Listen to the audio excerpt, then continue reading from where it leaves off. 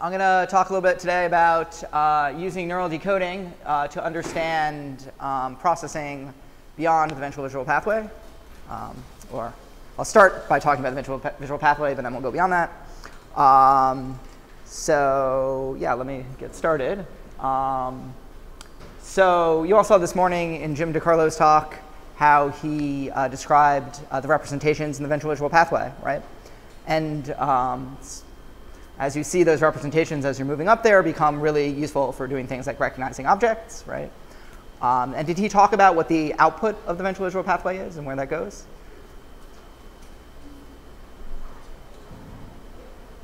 Does anyone know? Yeah, so it goes to frontal cortex and mediotemporal lobe for memory. But most importantly, it goes to the homunculus, right? So did anyone tell you about the homunculus? So it's this structure that kind of reads out from the ventral visual pathway, and if you recognize a car, it will tell you how to get in that car and drive to the store, right? It's a very powerful part of the brain, depicted here to look like Christoph Koch. But yeah, unfortunately, the homunculus doesn't really exist. Actually, there are other parts of the brain that need to somehow use the information in the ventral visual pathway to control behaviors, right? And so I'm going to talk a little bit about how, for example, the prefrontal cortex can go back and modify other representations there. Later in the summer school, Christoph will tell you about consciousness, which is above my pay grade. That's something to look forward to. All right. So the way I view my goal in terms of my research is to try to understand the neural algorithms. So that means trying to understand kind of a step-by-step processing such that light enters the eye and produces more complicated behaviors, right? And this is obviously inspired by people such as these. Does everyone know who that is? People know who that is? That's Tommy Pojo. And does anyone know who that is? Yeah, so that's David Marr. Are people familiar with David Marr's work? So if not, you should read his book Vision, or at least the first few chapters. He describes how the brain can be understood at different levels, from the implementation level, which is like neurons, to kind of the algorithms and representations that the brain uses to solve problems, up to the computational goals. And so a lot of what I focus on is trying to understand the algorithms and representations that can be used to solve particular tasks. So to try to understand those neural algorithms, what I do is I collaborate with experimentalists, usually who do recordings on monkeys, and sometimes I do some studies on humans with EEG. Unfortunately, when I collaborate with experimentalists, they usually give me data that looks like this, so like spiking rasters, which hopefully you're familiar with, or these kind of messy EEG waves, and they don't give me little pieces of algorithms, right? So the first thing I need to do, or had to figure out, was how do I turn this kind of stuff that's kind of noisy and messy into useful information that I can use to build up algorithms to solve tasks, right? And so in particular, I kind of focus on two things. I try to understand neural content, which is what information is in a particular brain region at a particular point in time. And then I also try to understand neural coding, which is how does the activity represent information, the actual patterns.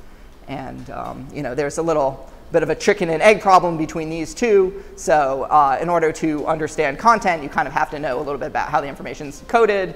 And to understand coding, you need to understand what the content is. But I kind of start with some initial guesses and then try to refine, based on empirical results, what the best representations are. So at the moment, this is the way I think about it.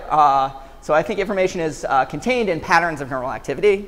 I think this is similar to how Jim and other people think about it. Hopefully not too controversial.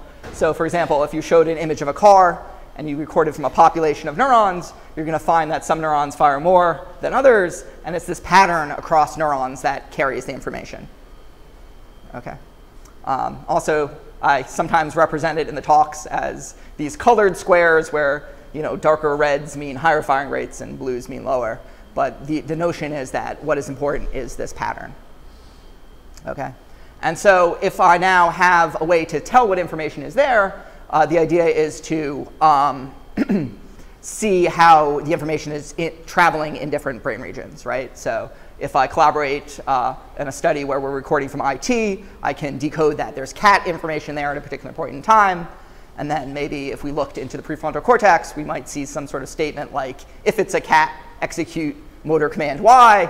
And then you could look at the motor cortex and see how command Y is executed. And so by piecing this together, we can kind of see how tasks are solved, right? That's the goal. A little ambitious. Obviously not completely there yet, but I'll show you kind of steps we're taking in that direction. So to outline what I'm going to talk about, I'm going to first start with the basics of neural decoding.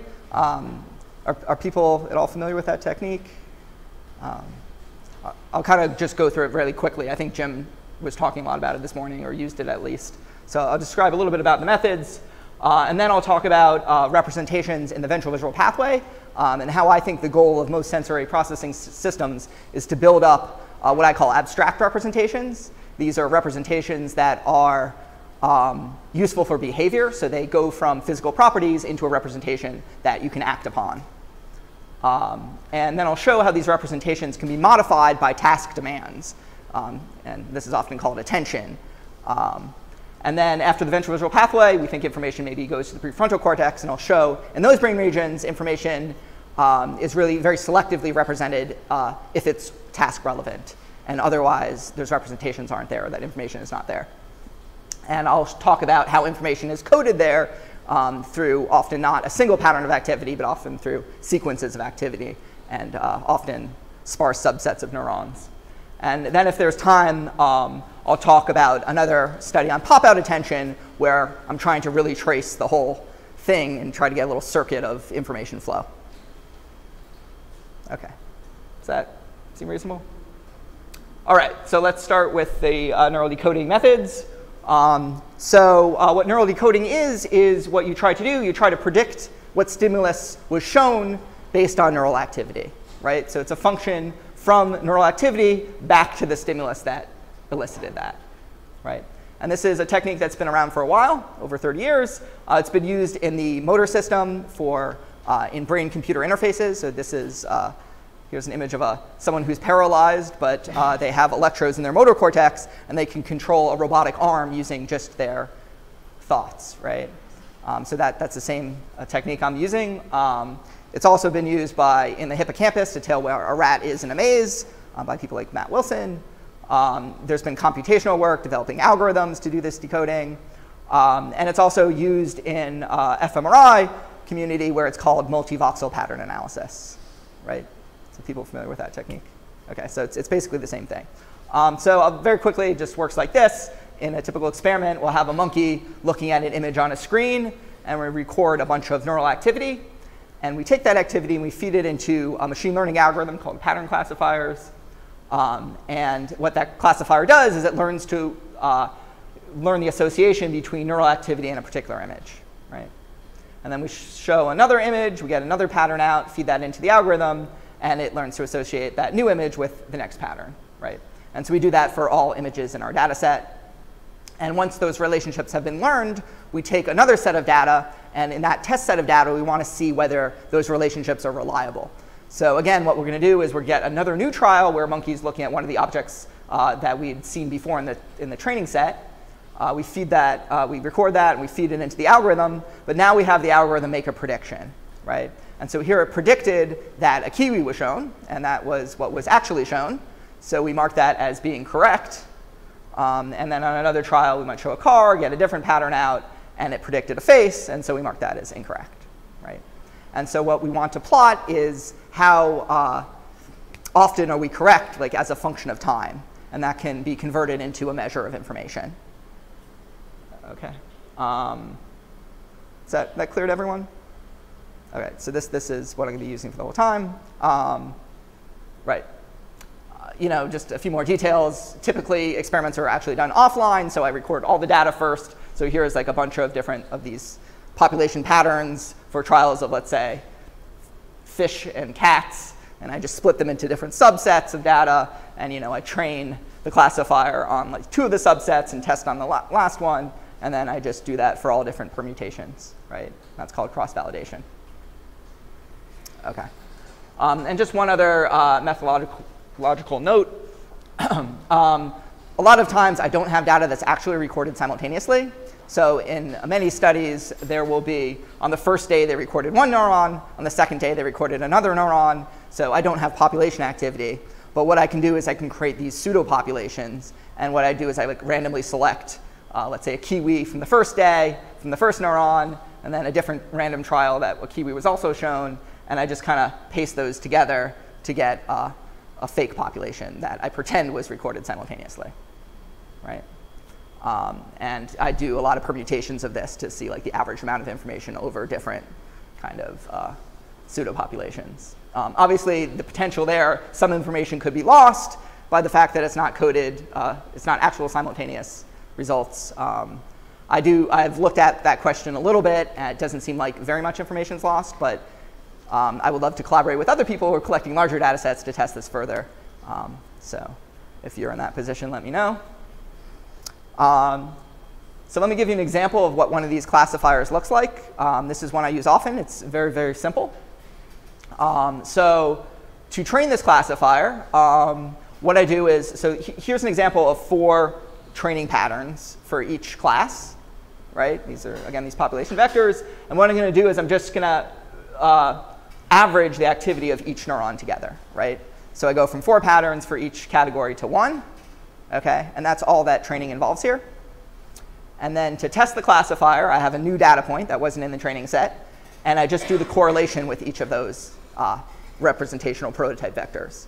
And whichever one has the highest correlation, that's the prediction, right? And so here, the test point maybe looks most similar to this pattern for a kiwi, so the prediction would be kiwi. Okay, so it can be as simple as that. Or you can use Bayesian stuff or a whole bunch of other ones.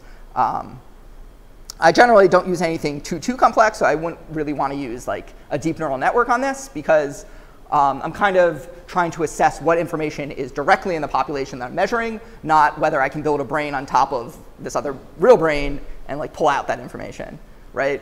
And so basically, there's kind of an analogy between simple linear classifiers and the information that's available to downstream neurons.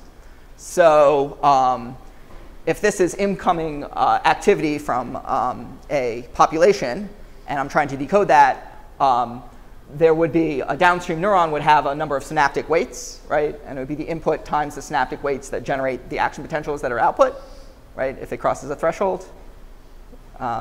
Hopefully that's clear. And that's very much analogous to, these synaptic weights are analogous to the weights the classifier learns, right? And so kind of this assessment of decoding is assessing what information is available to a population that's one step downstream from the one I'm measuring. That clear? All right. So let me show you just a very simple experiment to demonstrate how the technique works. And then I'll show you a couple slightly more interesting results, and then we'll go beyond the ventral visual pathway. OK, so here's a very simple experiment. What a monkey is doing is it's fixating on a point for 500 milliseconds. And then after that, up comes a single image. Okay. And what I'm going to try to decode is which of 7 images was shown at that point there. Right. And I'm going to do that based on firing rates of 132 neurons in IT. And these are, again, pseudopopulations, not recorded simultaneously. OK, and so to do it, what I do is I train the classifier at one point in time using the average firing rate in a bin. And then I test at that point in time. And then I slide over a little bit and train again and test again. So for example, I could use 100 millisecond bins and slide every 10 milliseconds. And what this is going to do is it's going to give me information as a function of time. Right. OK, and so let me orient you to the results.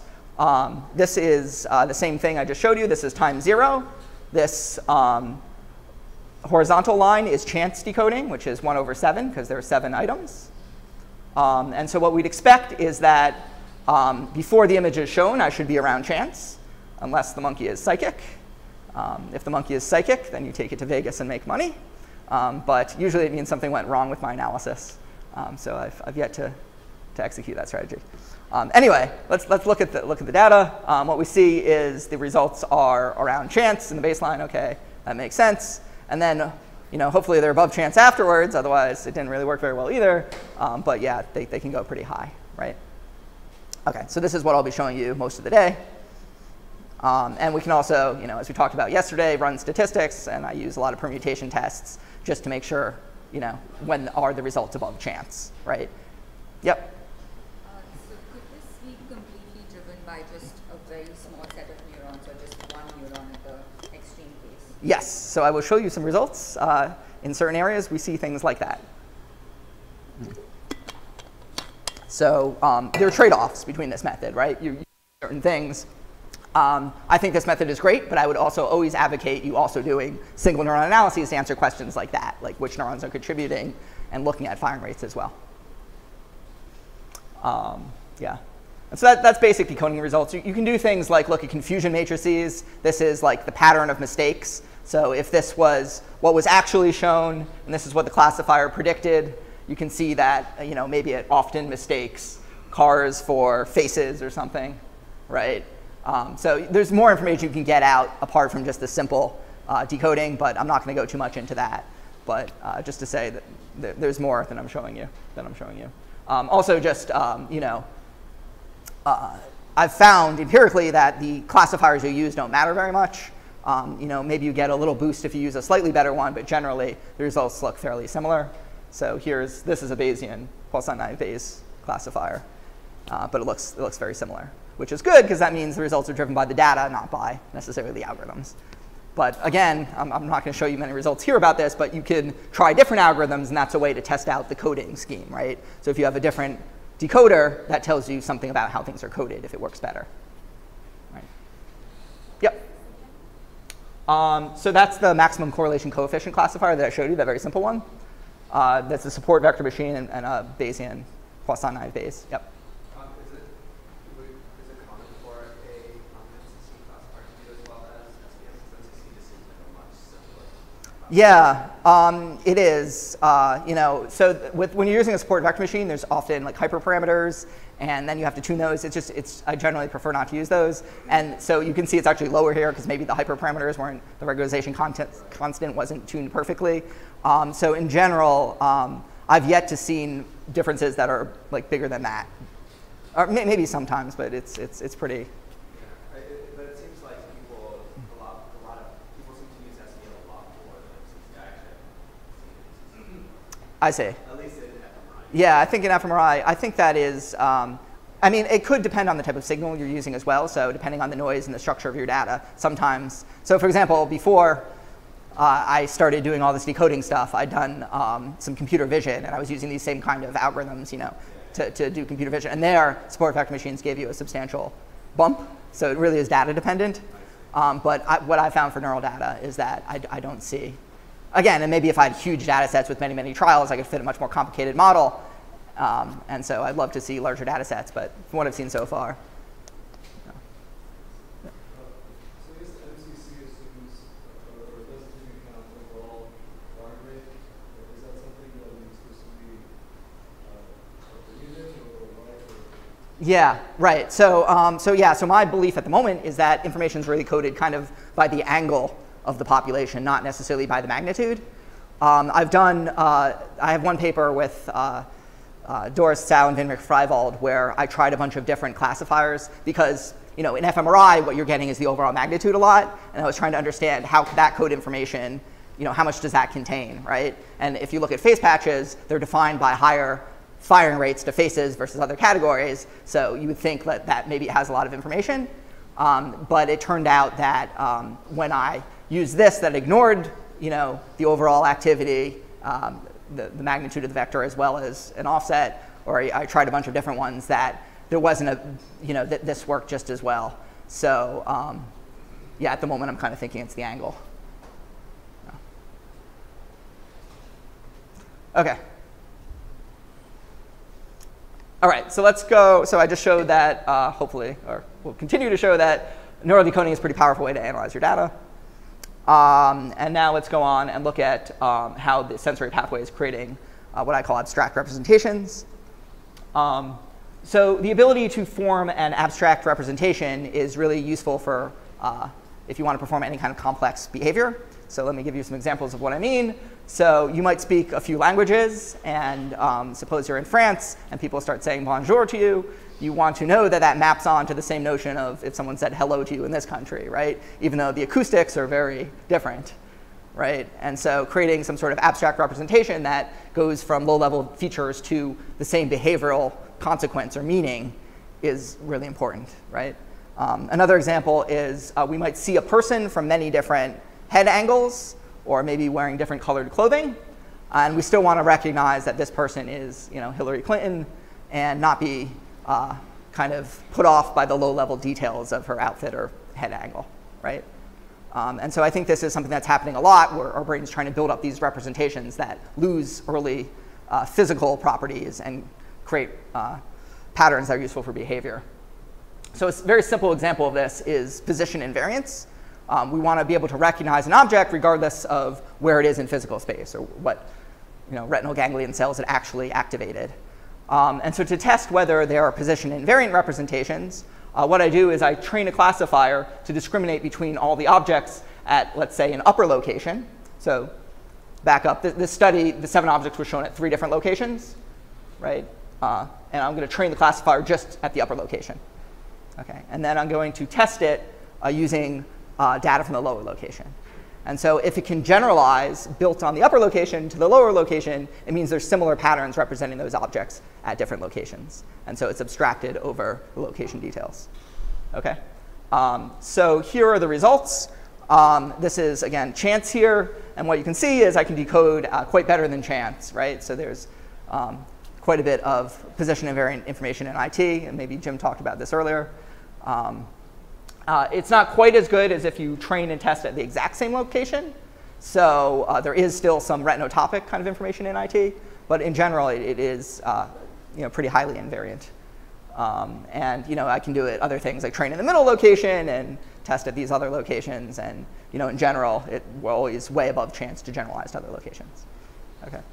So that's one very simple example of abstraction. And then another example is from the face patch system. People aware of this? I know some people are. In macaque monkeys, also in humans, if you do fMRI, you find certain regions that are more activated to images of faces than other objects. And in monkeys, there seem to be these 6 little patches that have properties that code for faces. And if you go in and stick electrodes in those patches, the neurons fire at higher rates to faces than other categories. And so Wienrich Freiwald is going to talk later, and he'll tell you a lot more about this. But this is just one little result to demonstrate abstraction in the ventral visual pathway. So just to orient you, the eyes are out here, and this is the ventral visual pathway going down that way, posterior to anterior. And so what I wanted to do was I wanted to see whether there's kind of a position invariant representation to individuals. So regardless of the head angle, can I decode the individual? Right? And so I was comparing the decoding accuracy in 3 different regions, going from posterior to anterior, to see how invariant does the representation get. Okay, and so to do this, it's very similar to the object position invariant case. I train a classifier here on the left profiles, and then I either test the classifier with images also at the left profile from different trials, or I test the classifier on different head orientations, right? So here it just shows you the baseline case of non-invariant recognition, but if I can generalize to the other head orientations, it tells you it's more of either an identity code or some sort of global features, right? So here are the results from the most posterior region, where I'm training on the left profile and then testing on all the other ones. So here I'm testing on the left profile, and what you see is that I'm able to decode above chance there. So there is this physical low-level information there about head orientation. But what you can see is I can't really generalize to these other locations, right? So if I'm looking at the images that are straight ahead, I'm at chance, right? But if we go to the regions that are more anterior, further down the ventral visual pathway, what you find in this region AL is that now I can actually generalize to some of the other head orientations. Not nearly as well as training and testing at the same head orientation, but these lighter bars indicate that statistically significant results above chance there. Right? Yep. I was wondering, was there any reason to train on the profile? Because I assume that yeah. it's easier to train stuff. Right, so I do all permutations. So this is just an example of one of the, but I like in the last one, and I showed you I trained at all positions. Here I also train at all profiles, and look at that. Right, so this is the middle region, and then the most anterior region, you see it can generalize even better, right, to all the different orientations. And you can do exactly what you said. So here are results averaged over training and testing on all permutations. These are the training and testing at the same pose, so the non-invariant case. And you can see there's kind of maybe a little bit of a buildup of information going down the ventral pathway for the same number of neurons. But if you look at the abstract information, so generalizing to other head orientations, you see that also builds up kind of at a higher rate there too. Okay. All right.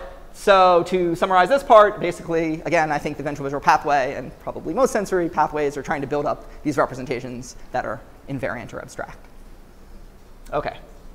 So now let's look at, after these representations are built up, which, again, Jim Jacaller talked a lot about, how are they modified by task demands, right? Attention is basically obviously an important phenomenon that we experience subjectively, but it's been studied a lot in monkeys, right? And what you find behaviorally is that our ability to recognize objects are really degraded by clutter, right? And what attention seems to do is it restores our ability to recognize objects when there is a lot of clutter. So let me show you just an example of that. If everyone wants to pay attention to the slide for a minute, I'm going to flash an image, and you'll have to let me know if there's Waldo in this picture. OK. Did anyone see Waldo? OK, so that's pretty hard. But if I tell you, OK, fixate on that point, right? And now I flash that image again. Did everyone see Waldo? Right. And if you remain fixating on that point, right, and I flash another image, everyone see Waldo as well? Right. So clearly, it's not just, let's say, retinal acuity, but it's the fact that that the clutter is destroying your ability to recognize images, right, or objects. OK. So what's kind of we wanted to study the neural basis of this. And so the basic idea here is that objects are represented by patterns of activity, as I talked about. So if a car has one pattern and a tomato has a different pattern, and what happens is clutter degrades these representations. So if you show two objects at the same time, you get an averaging of these patterns. And that averaging is less indicative of either of the objects by themselves. It still might be somewhat indicative of the two objects, but stuff's being destroyed because you're combining. And so if you have enough things being combined, you lose an indicative pattern of something you might want to know about, right? And so what attention does is it restores the pattern to the object that you're attending, right? So if you attend to the car, the pattern for that car pops back into IT, right? Yep.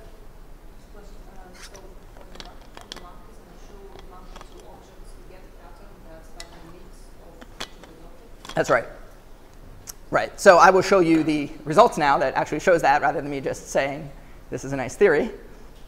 So again, this was a study done in Bob Desimone's lab. The data was collected by Ying Zheng. And so the study went like this. We had a monkey fixate.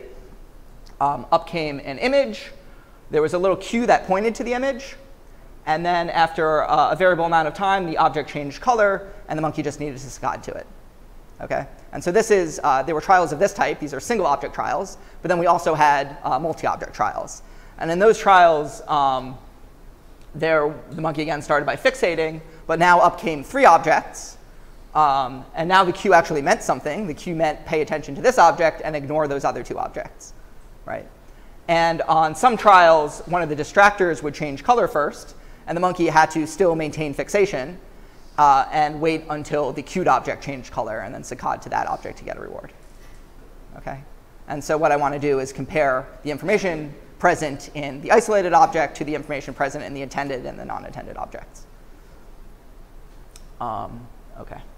And here I just used 16 objects rather than those 7. So, okay. And so to do this, what I did was, for the single object trials to do the decoding, I trained the classifier using a big window of time when the object was first shown.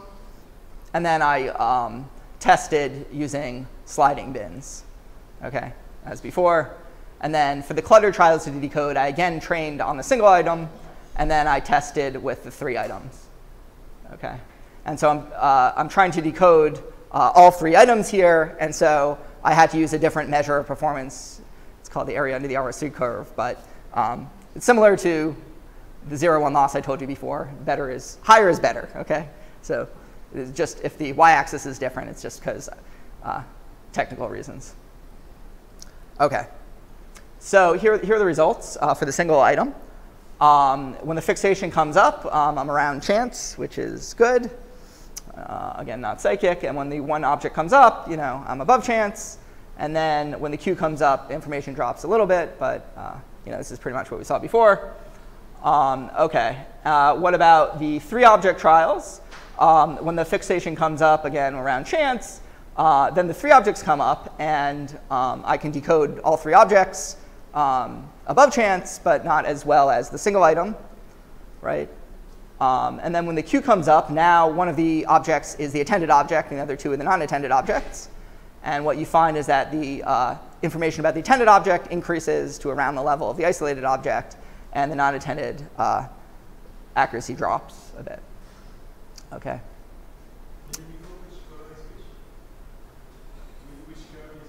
So this is the single item, the blue. The red is the attended one in the clutter displays, and the green is the average of the 2 non-attended ones.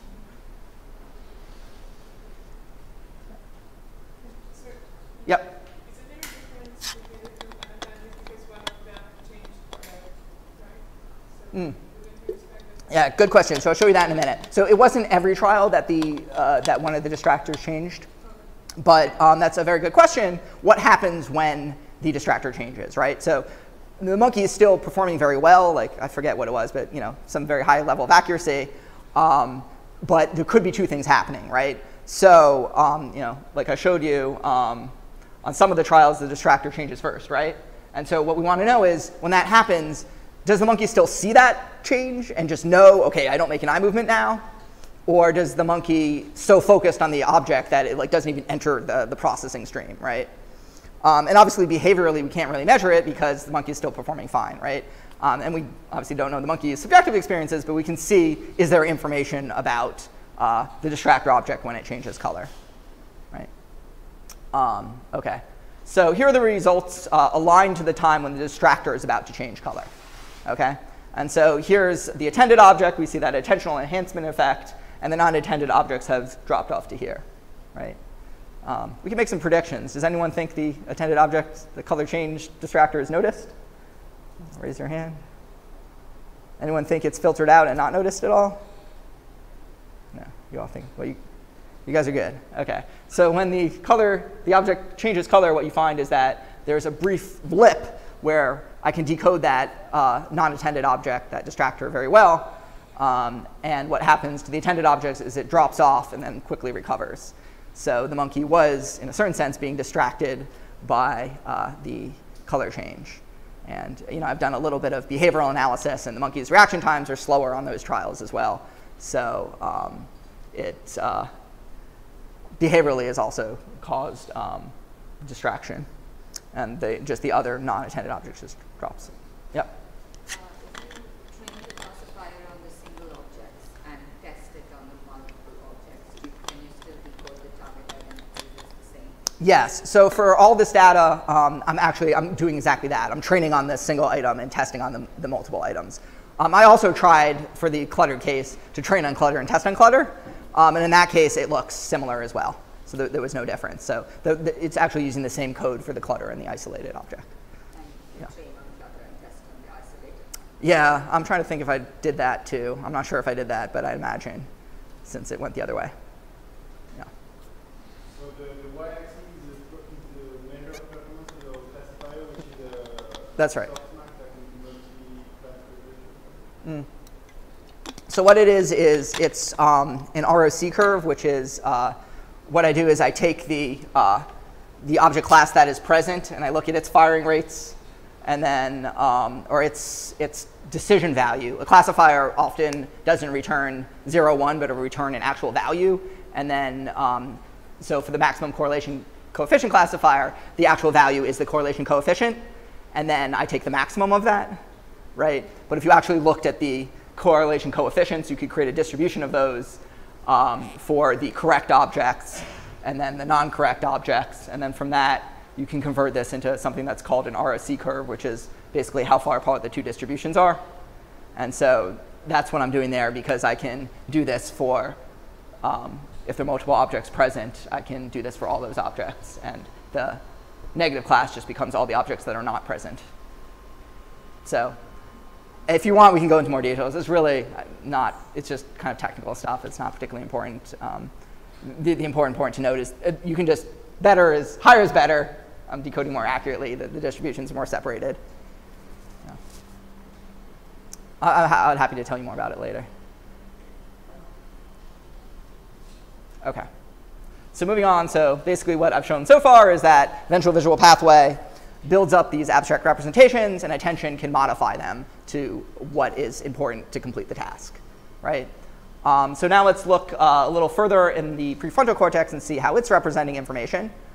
The motivation behind this work comes from the fact that when I first moved to Boston, I had some roommates, and they taught me how to play poker. Prior to moving to Boston, I knew how to play a bunch of other games like Go Fish, but I did not know poker. And so they were able to successfully teach me the rules of poker to the point where I could lose money, but play correctly technically. But I also did not lose the ability to play Go Fish or any of the other card games I'd learned previously. So somehow new information was added into my brain without destroying what is there, right? And so we kind of wanted to understand that process of what changes in your brain when you learn a new task. So again, here I collaborated with Shuilian Chi and Christos Konstantinidis' lab at Wake Forest, who made the recordings from the dorsolateral prefrontal cortex. Also the ventral lateral, just the lateral prefrontal cortex. What's that? Why poker? So the monkey. So that was just an illustrative example. The monkeys are not playing poker. I think only dogs can do that, as far as my understanding. But yeah, no, I'll show you the actual study. So the monkeys were not playing poker. What the monkeys were doing was there were two phases to the study. There was one where monkeys were just doing passive fixation. And then once they made recordings in that phase, they taught the monkey a task. And so they wanted to compare the passive fixation of stimuli to what's happening when a monkey needs to pay attention and do something with the stimuli. Okay. So in this study, it went like this. It was, there was a fixation, up came an image, there was a delay, up came a second image, there was a second delay, and then the monkey was given a reward if the monkey just maintained fixation throughout this trial. Okay? And so there were objects shown next to the fixation, but the monkey did not need to do anything with those to pay attention to those. And on some trials, the objects were the same and they matched. You can see that they're both circles. Other trials, they didn't match. But again, the monkey did not care or was not rewarded for that fact. Okay. So they did this study, and they recorded over 750 neurons during this kind of passive fixation. And after they got that data, they spent like 6 months, I think, or so, training the monkey to do a delayed match to sample task on these same images. Okay? So the delayed match to sample task had exactly the same structure. There was a fixation point. Up came one image. There was a delay. Up came a second image. There was a second delay. So everything here is exactly the same. But now up came a choice array. And so now if the two stimuli matched, the monkey needed to saccade to the green stimulus if they were the same. And if they didn't match, the monkey had to saccade to the blue stimulus. Okay? So again, up to here, the behavioral performance of the monkey, you wouldn't be able to tell there was anything different. It's just fixating. But internally, the monkey now has to remember these stimuli and compare them, right? And in order to do that correct motor response. Okay. And again, we do that thing where I train the classifier at one point in time and test and just keep moving to get information as a function of time. In this talk, I'm only going to tell you about results where I'm trying to decode whether the stimuli matched or did not match, which means I can only do that at the time the second stimulus was shown because the monkeys weren't psychic here. Okay. All right. Details. I had a big population, 750 neurons, and I used rather large bins. OK, so here are the results. To orient you, chance is 50% because there are two categories. It was either a match or a non-match trial. This is the time the first stimulus comes up. This is the time the second stimulus comes up. Okay? So if we look at the decoding accuracy for the passive case, does anyone think there's going to be information there about whether the stimuli match or not match? Maybe a little bit. So for this study, it was a little noisy, but there did seem to be statistically significant information as far as I could tell. What about after? Maybe a little. It would be a pretty boring talk if it was the same. So that was the accuracy. I could decode nearly perfectly. So there was this big change in how much information about whether the stimuli matched or not matched when it became task relevant. OK, so that is another conclusion point here. PFC seems to very selectively represent things that are task relevant. OK. Now let's look at the coding of information. Yep. What area was this? So this was the prefrontal cortex, the lateral prefrontal cortex. So that's in the kind of front of your brain. Yep. So just wondering, how do you know that it's like information that's task relevant rather than information of a task? Because they don't have a task. You mean like task performance versus? Well, or? the first one was just fixating. Yeah. Yeah. So how do you know, like, maybe there's no information, the monkey was totally spaced out, or like had its eyes closed? Yeah. So what I'm not showing you here is that I also decoded the stimulus that was shown. So there was actually 8 different shapes, and I tried to decode that. And for shape information, there was information in the passive task, and it was pretty similar, almost identical, to when the monkey was performing the delayed match sample task. So that basic low-level information did not change much at all. But what changed was just this task relevant match non-match information. So that's another interesting result. I had to pick out a few slides. I had too much stuff. So but good question. Yep.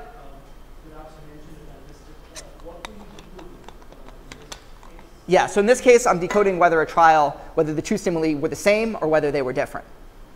So match, non-match. That's why chance was 50%. I could have decoded all 8 stimuli, and I did that. And so there's often with the same data, you can decode multiple things. PFC in particular codes many things at the same time, and you can decode information about a lot of different variables. So you would not expect that in the passive fixation task in any cases the targets are irrelevant to the animal. Yeah. PFC would code anything. Right. So why was there so I mean, one question you might want to ask, maybe see if you are asking this question, but in the passive task, you might ask, why was there even shape information there if it's only doing something task relevant, right? So one possibility is that it just represents basic low-level properties by default. Another possibility is if you don't give the monkey a real task, it's still kind of doing a task, and so shape might be, the monkey might still think shape is important, or it's still kind of exploring. So it remains to be seen. Like, could I wipe out all visual information if it was doing a very demanding auditory task or something? That'd be interesting to look at. Was that getting at your question, or was you asking something else? I think so.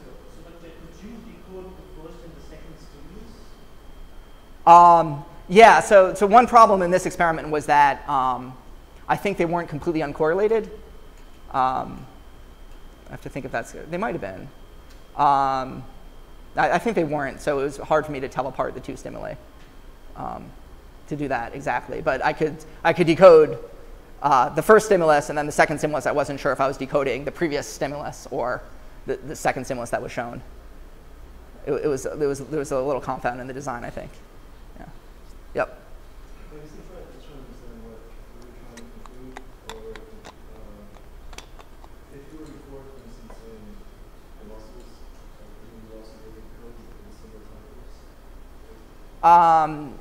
Like maybe, I mean, so the behavior is exactly the same, right? So up to the point, I can show you the results again. So up to this point here, the monkey is just, in both cases, just fixating, right? Now, with the monkey, is the monkey more alert here? Is it jittering a little bit more? While it has to perform a task, I don't know. Not all of the muscles were measured. It's possible that it had to be more alert, and so it was jittering. But even in that case, that would have to jitter more for match trials than non-match trials for me to be able to decode match versus non-match. So it'd have to jitter in a selective way, right? It's tough to unconfound everything. Yeah. The second question is, you mentioned that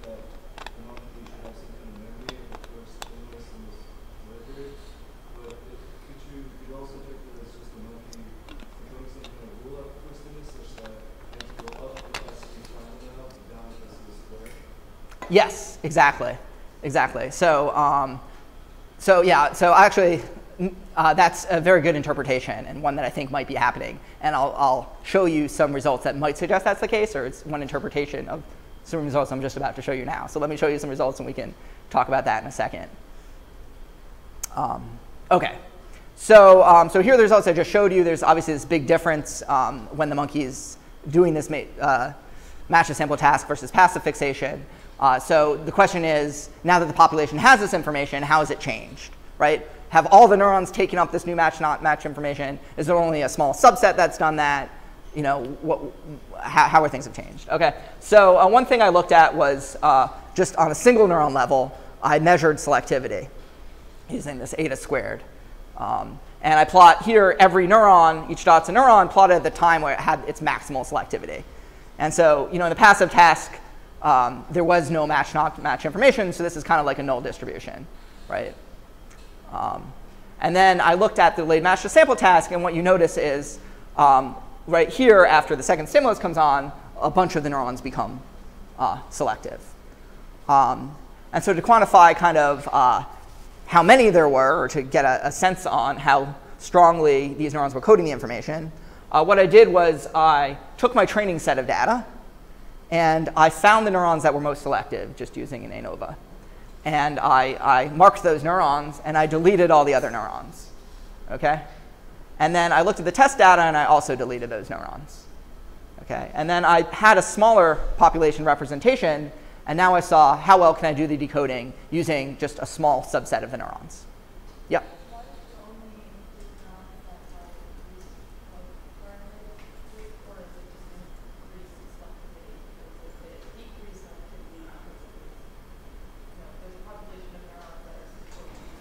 Oh yeah, so this is selectivity. So the selectivity could be higher firing rates to matches, or it could be a higher firing rate to non-match. It's just. So it's only higher firing rate. It's not like a low firing rate. So it's not an absolute change in firing rate from the passive task to the. Yeah, so there's actually a different neuron population recorded in the passive versus active task. So they recorded 6 months apart, and yeah. So unfortunately, we couldn't track the neurons for the whole time. That would have been even more interesting, but.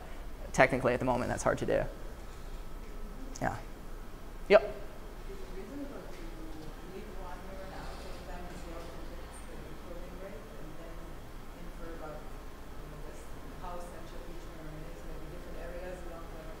Yeah. So.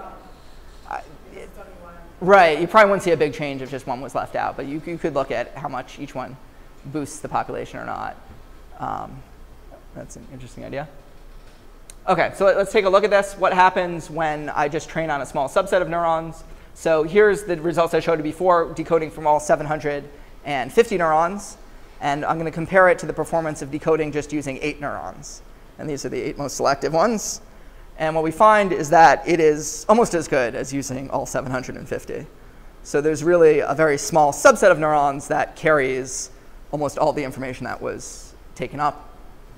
Of course, we want to ask, what about the rest of the neurons? Are they redundant? Do they also carry a lot of the information? And so what then I did was I used the same kind of procedure, but I threw out the selective neurons and just used the remaining neurons. And I threw out the 8 best neurons, but I also threw out another 120 of the next best neurons, and then saw with the remaining 600 or so neurons how good did they do. And so again, here are the results using all 750 as a baseline, and then here are the results using with 128 of them excluded. And again, we're definitely above chance, but we're not as good as the 8 best, right? So what this shows is that there's a very small subset of neurons that has all the information. There's kind of a long tail of other neurons that have also become selective, just not as strongly. OK. So that's question 1 in neural coding. The second question I wanted to ask about neural coding is, are there, yep, question?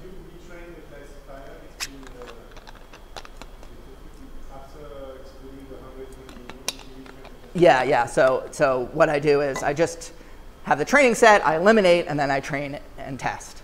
Yeah. And so that's a different training procedure than when all the neurons were present. Yeah. Yep. Kind of on this point. So one criticism I've heard of decoding classifiers or decoding in general is that similar to this idea that if you have, say, one reliable neuron, right? Right. That's always on for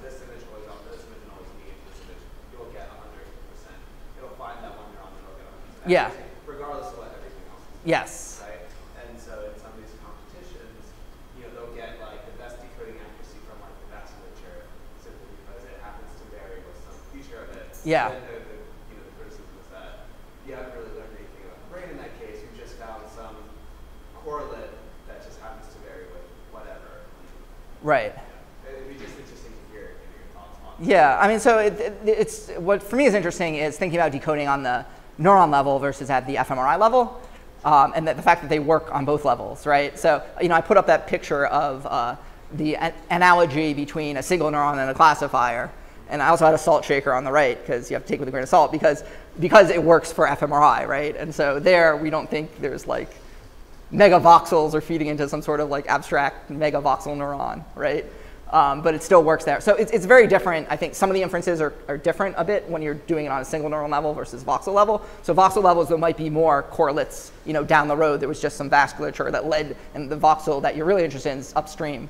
And, but this we're actually measuring neurons, so I think we can say a little bit more concretely that the information is coming from particular neurons. That's my take at least. Yeah. Okay. Yeah, keep questions coming. I enjoy that more than me lecturing. Okay, so let me show you one other finding about neural coding. So what I've shown you so far is that when you show an image, there's a certain pattern that is indicative of that image. But what I've found, in a paper back in 2008 and many papers subsequently, is that it's not just one pattern that codes for an image, but in some regions, under some task conditions, you see actually over time that there's a sequence of patterns. Okay. This can be plotted in different ways. So if you plot neurons on different axes, this is called neural kind of state space. What this means is that there's kind of a trajectory over time of how the information is being coded. So if I show an image of a dog, you might get a particular trajectory like this in time. If I show a cat, you might get a different one, right? But as long as these trajectories don't overlap at all points in time, you can tell the two images apart, right? So I wanted to examine whether this phenomenon was happening in this study. So I used this method called, I guess it's now called the temporal generalization method. Has anyone heard of that before? No. OK. So what I do for this is I train the classifier at one point in time, and I test again at that point in time, just as before. But then I also test at other points in time. OK. And so the idea is basically that if I train at a point in time that has a lot of information, and the code is the same across time, then when I test at other points in time, I should do well, right? But if the code is changing, then when I train at one point in time, I won't be able to generalize to other points in time, right? OK. All right, so let me orient you to the results here. This is the time I train the classifier. This is the time I test the classifier. And so this is the first stimulus. This is the match stimulus. And I'm trying to decode match, non-match information. So if it's the same code over all time, I should, as soon as that second stimulus comes on, I should see a big block of activity where I have a high decoding accuracy at all points in time, right? But if it's dynamic and the code is changing, I should only have good performance at the time I train and test at, right? So there'll be a diagonal here. This is the passive results. Obviously, there's no information there. But when you look at the delayed match to sample task, you see this strong diagonal band, right? So this means that the same pattern, or the patterns, are changing in time. It's not the same pattern that's coding that information. OK. And so this gets at a little bit at the point that you raised before. So why are these dynamics happening? This has been a bit of debate. So recently, like last week, there were 2 review papers out arguing different points, like these dynamics are what working memory is, or no, it's persistent activity, and those dynamics don't really matter. And I actually have a review paper coming out saying they're both important, because I'm non-controversial.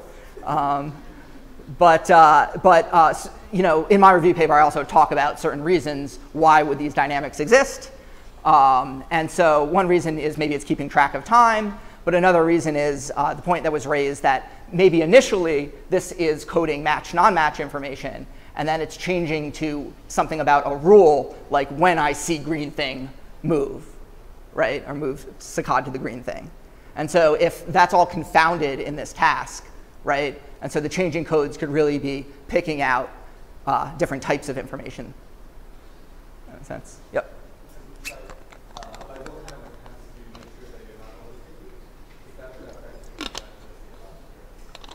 So that I'm not overfitting with my machine learning methods.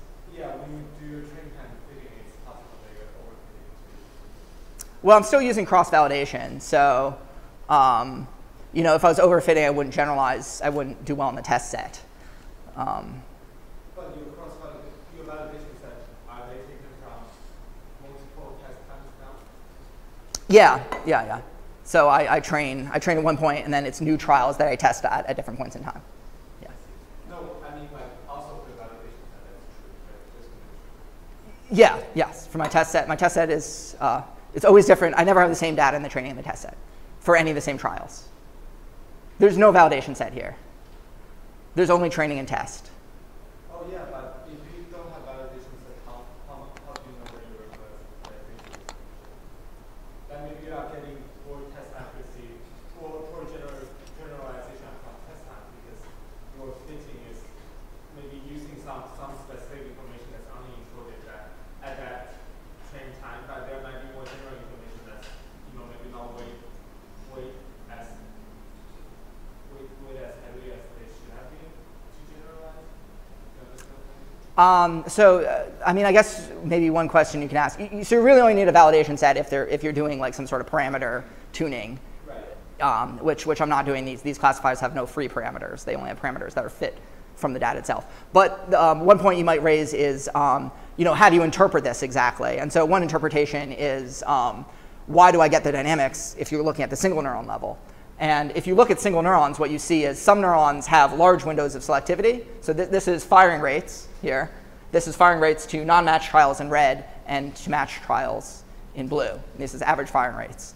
And so some neurons have big splits in time where the match and non-match are quite different, and other ones have small windows where there's only a selectivity difference for a short period of time. And it's kind of neurons like this that seem to be dominating and leading to that diagonal performance, right?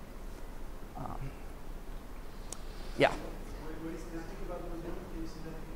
So this neuron, I mean, it also could be the fact that there is, you know, there's no like persistent activity that's like flat. Persistent activity depends how you define it. People define it different ways, and this is probably why people are arguing different points in whether dynamics matter or not, because they were having different things in their mind about what they meant about persistent activity. But anyway, so the reason this neuron, if you look at it, the difference between the blue and the red, so here right here, red and blue don't have much difference in their firing rates. They go up and down, but they go up and down together. There's no information to tell those two apart, to match and non-match. But here, for a short period of time, there's a little window when I can, using just this neuron, there's a lot of information to tell those apart, right?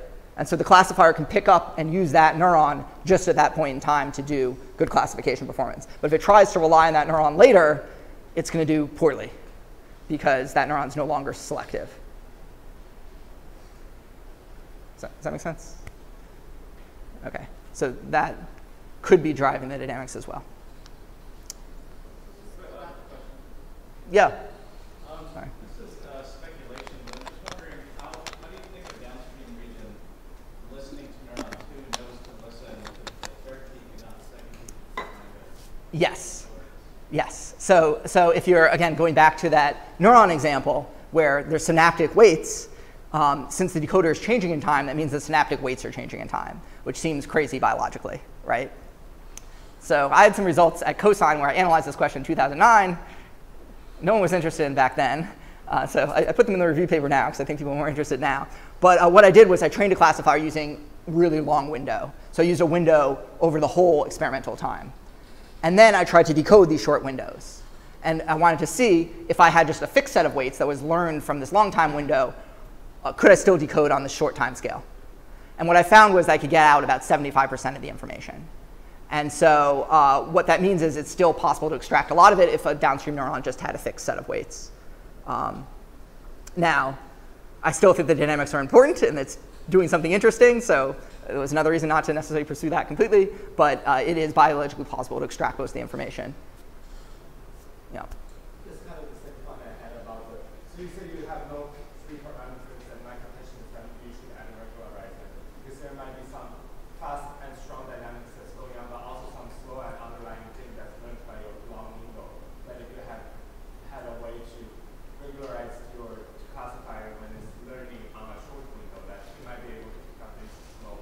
Yeah.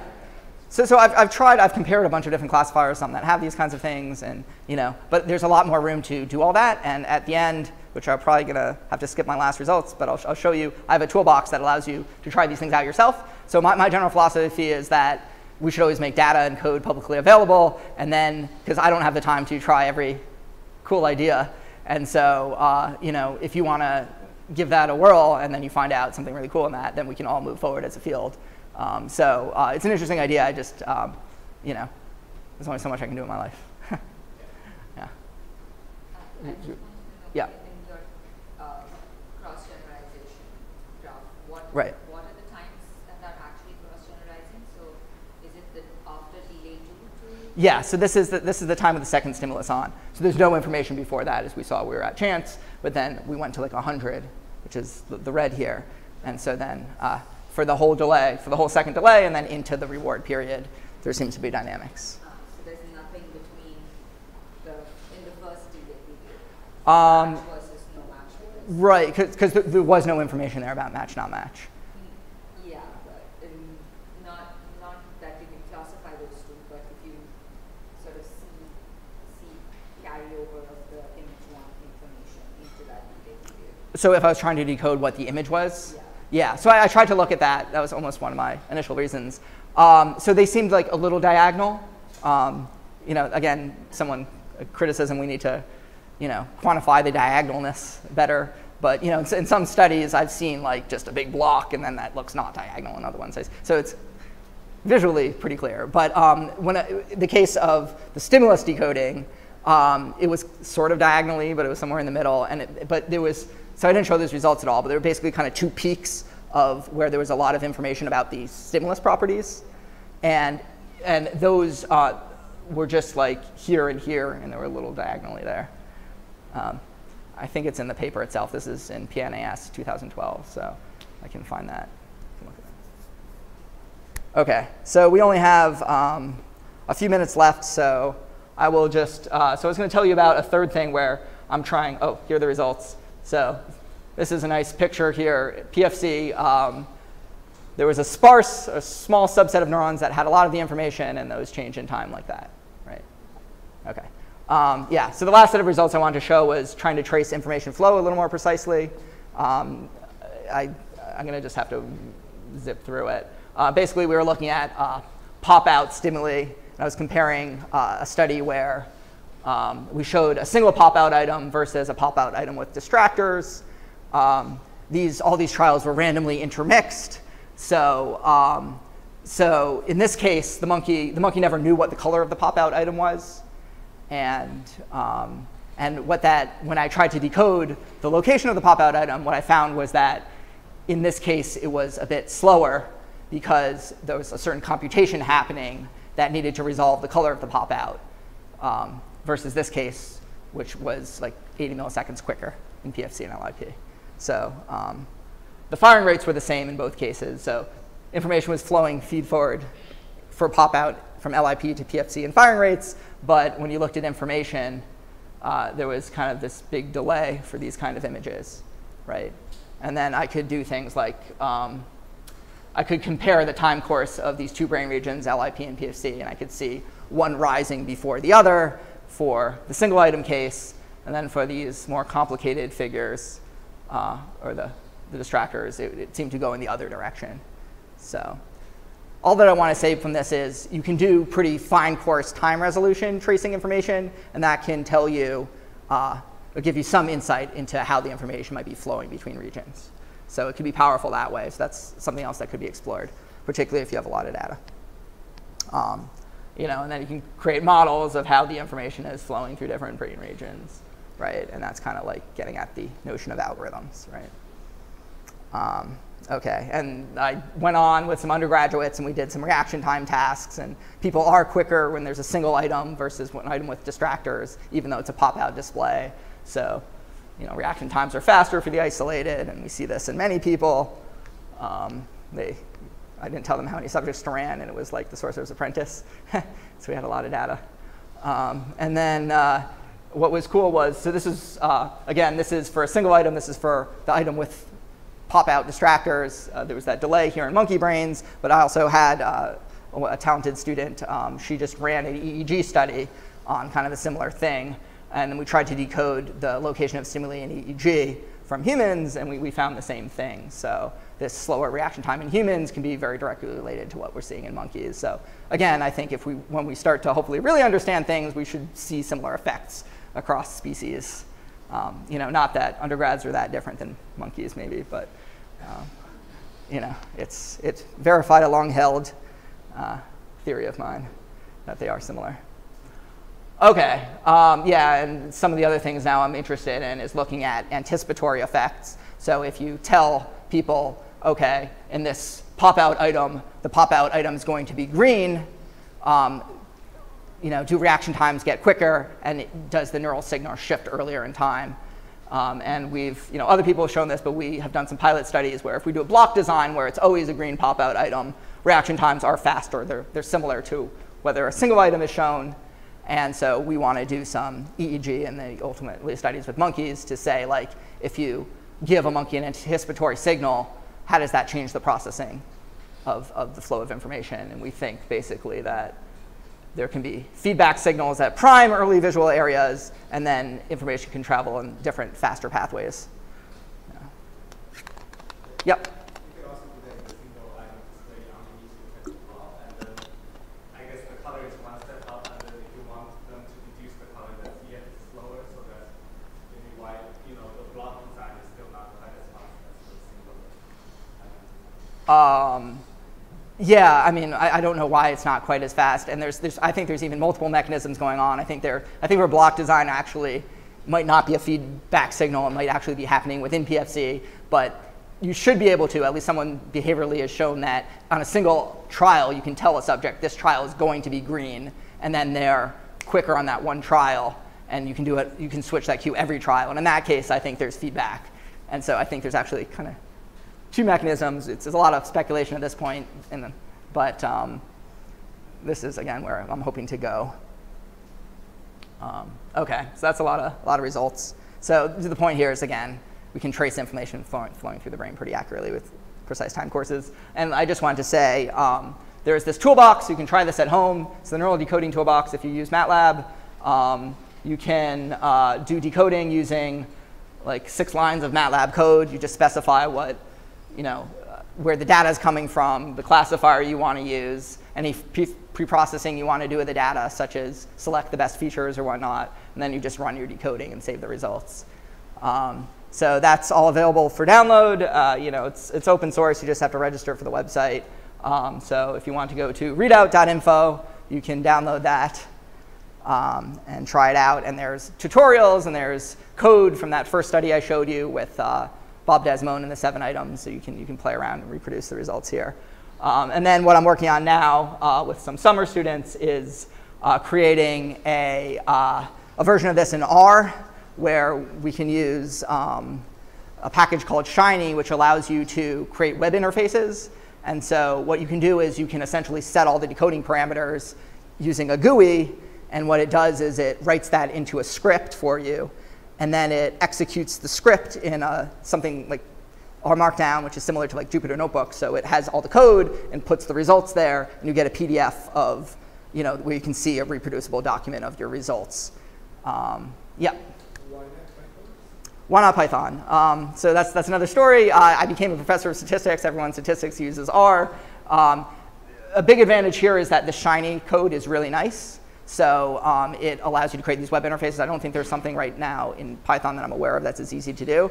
But on the back end, I'm planning to have this write both the R and the MATLAB code. And I could add, if I implement decoding in Python, I could have it write the Python code too from the same GUI. So ultimately, I want it to use as many languages as people are familiar with to make it as easy as possible.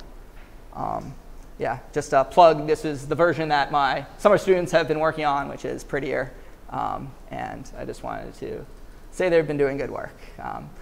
They tried to set up a demo. They've been working on doing this on the cloud, and you can pull up the GUI on the cloud, and Google gives you free computer time. And I think something, I was getting all these Slack messages this morning that the demo kind of broke or something. So I don't know, but there's not enough time anyway. But anyway, OK, that's all I wanted to say. Yeah, if you want to check out readout.info, I wanted to thank people for funding me and all my collaborators who gave me all this great data and insights.